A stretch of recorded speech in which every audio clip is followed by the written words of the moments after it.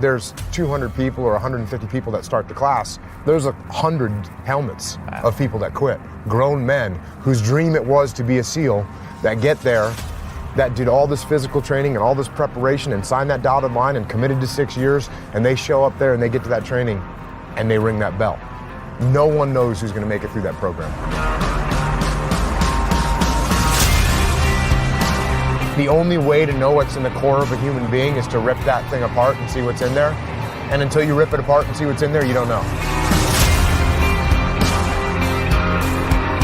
What does it take to not ring the bell? Don't quit. People always ask me, what should I concentrate on? What's your advice for me going to buds? Don't quit.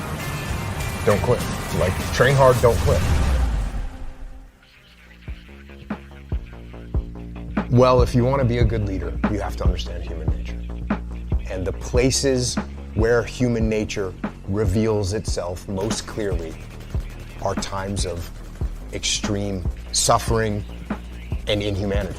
I had a bunch of hard-headed, very determined, thick-skulled guys that, you know, I had to get them to do what I wanted them to do. I had to get them to want to do. Trust is built on relationships. Relationships are built on trust. If you don't trust me, we don't really have a relationship. My first platoon, we were doing a training operation. We get into this tactical situation. Everyone in my platoon is focused on one area. Everyone's looking down their weapons, waiting for a threat to expose itself, which means you got 16 guys looking down their weapons, and I'm waiting for someone to make a call. I was a new guy. I'm waiting for someone above me in the chain of command to say, hey, move here, or hey, move forward, or make some kind of a decision. And as I'm waiting, no one's doing it. So I'm a new guy. I'm scared to say anything, and I know I shouldn't say anything, so I'm just waiting, and no one's giving an order. No one's giving any direction. So I wait longer. And this goes on for probably 30 seconds or a minute, which is a really long time when you're trying to take down a target.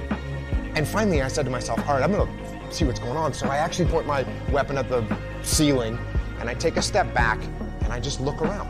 And I see that every single person in my platoon, including my platoon commander, including the assistant platoon commander, including the platoon leading petty officer, everyone is just focused on their weapons, and no one's making a decision. And I can see this.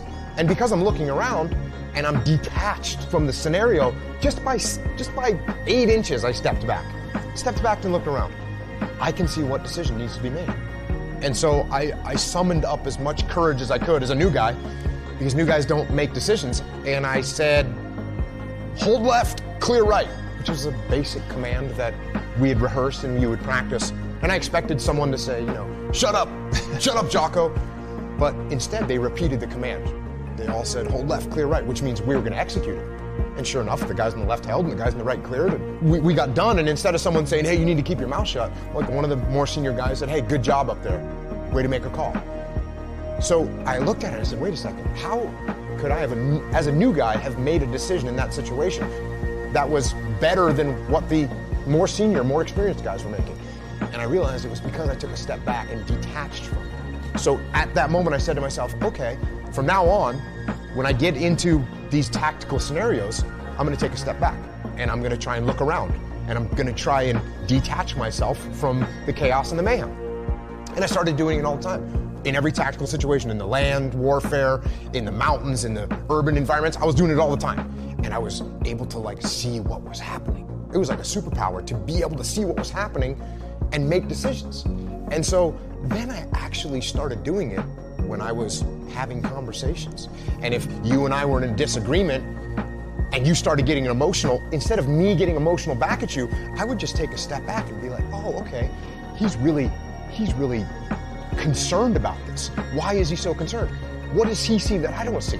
And I started actually just detaching all the time. And that became a very powerful tool in leadership that I use to this day. My second platoon, our platoon commander, the guy actually in charge of the whole platoon, he's not very experienced. He didn't listen. He didn't take advice. He didn't take guidance. Everything was like his way or the highway. And we had a mutiny inside of our platoon. We went to our commanding officer and said, hey, sir, we don't want to work for our platoon commander. He doesn't listen, he's arrogant. And eventually what ended up happening was this guy got fired as our platoon commander. And that left an impact on me because as I'm watching this going, I'm thinking to myself, why don't we like this guy? Why doesn't anyone want to listen to this guy? Why don't we want to follow this guy? And the reason, because he was arrogant and he didn't listen and he didn't give us any ownership of everything. Everything was about him. And that would have made an impression on me. That would have left a mark. But the mark got left even more clearly because when that guy got fired, the guy that came in and took over for him was like, I hate to use the word legendary, but he was a pretty legendary SEAL, had a ton of experience. He'd come up through the ranks and he had been stationed at every different kind of SEAL team. And he took over as our platoon commander. And I kind of thought to myself, well, he's going to take over because we're a bunch of mutineers and they need to put someone really strong that's going to like whip us back into shape. So I was anticipating that we were going to have this super hardcore guy. And this guy shows up and he's got a nice smile on his face and he's super humble. And I remember one of the first things he said to us was like, I look forward to working with you guys. And I was, that word right there, I'm gonna work with you guys. Not I'm in charge, I'm glad I'm taking over, I'm glad to be your commander. It was nothing like that. He said, hey, I'm looking forward to working with you guys. So all of a sudden it was totally different. And he started putting us in charge of things. Instead of him coming up with a plan, he would say, hey, you guys come up with a plan and let me know how you wanna do it. And all of a sudden we had all this ownership, and that made me reflect on the way the first guy had acted compared to the way this guy had acted. And I realized how important it was to be a humble leader and to listen to other people and to give ownership to other people. In the 3rd platoon, it was a good solid platoon and we had a good platoon commander and we were out in the desert.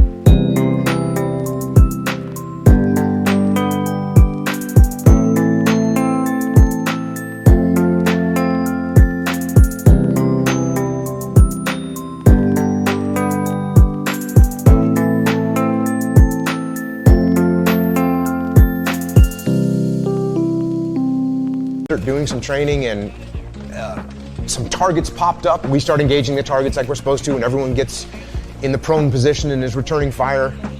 And I did what I had been doing this whole time, which was detach. I kind of took a step back, shot a couple rounds, then kind of pulled back and looked to see what was going on. And I saw the call that needed to be made. And I gave the platoon commander a couple seconds to make a call and he didn't make it. So, I made the call, peel left. And everyone said, okay, peel left. And we peeled left and we left the scenario and we got our distance and then we stopped the training exercise and we did a little debrief. And during the debrief, the platoon commander, he said to me, well, why did you make that call? And I said, well, I could see what we needed to do, and you hadn't made a call, so I made the call. And he goes, well, I actually didn't want to peel left. I wanted to assault the target. And right there in that split second, I kind of thought to myself, well, like part of my ego flared up and I was kind of thinking I could have said something along the lines of, well, you need to make a call faster. If you're not going to step up and lead, then I'm going to do it. Like I could have said that. But I realized at that moment in time, wait a second, I didn't need to make a call. The problem could have developed more. But for some reason I thought that I needed to be the guy. And I said, no, you know what? You don't need to be the guy. You're a leader. You need to support your leader. And it's not about you. And what you have to do is subordinate your ego and be supportive of the person that's in charge, and you move forward together as a team. Because that's what it's about. It's not about me, it's about the team. There's a word that people bring up a lot, And I think they're pretty interchangeable, and it's relationships and trust, right? Trust is built on relationships. Relationships are built on trust. If you don't trust me, we don't really have a relationship. If you want to be a good leader, you have to understand human nature.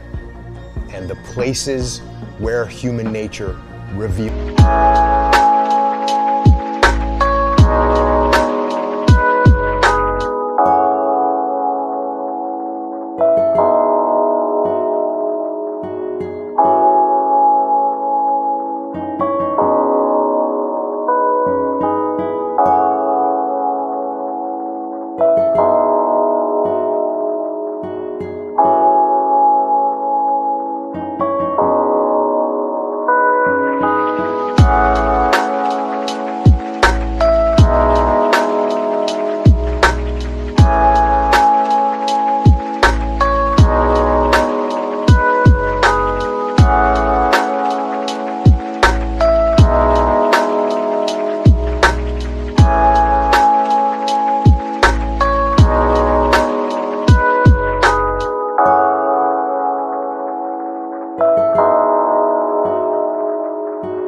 itself most clearly are times of extreme sorrow, pain, suffering, and inhumanity. And if we don't recognize what causes that, where that comes from, and that it's actually possible, then it's bound to happen again.